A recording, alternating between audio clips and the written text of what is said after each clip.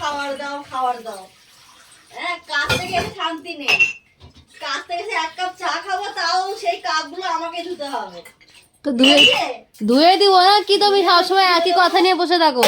রোজ রোজ দেখি আমি বাসনগুলো এরকম, দুটো চায়ের কাপ 2 মিনিটও লাগে না ধুতে, খালি একটু সাবান লাগিয়ে ধুয়ে একটু উঠিয়ে দেবে, সেইগুলো জমা দিয়ে সিঙের মধ্যে চুবিয়ে রেখে দেবে নোংরার মধ্যে।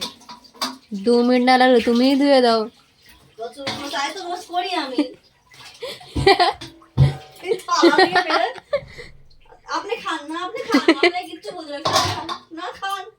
আমার মা আম্মা শোনো, তুমি খাও, তোমাকে কি বলছে, তুমি খেয়ে যাও ব্যাস।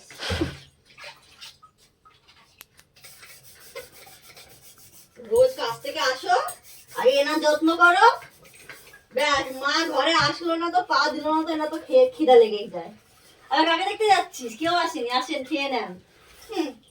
দাও মা, ধুয়ে দেবো।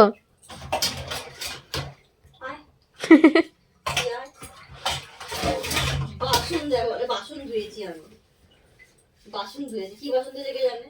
রোজ সন্ধ্যেবেলা আমি বাসন ধুই, বিকেলবেলা আমি বাসন ধুই।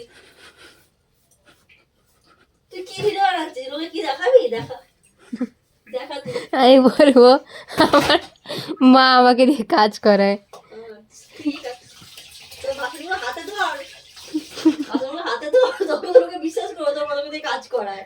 তোর মা কাজ করে, তুই তোর মার ভিডিও বানাচ্ছিস, তোর লোকে কি মানবে? এইটাই হয় সব মাদের অসুবিধা, আগে করতে দেবে না, তারপর যখন নিজে করে দেবে দুটো কথা শোনায়।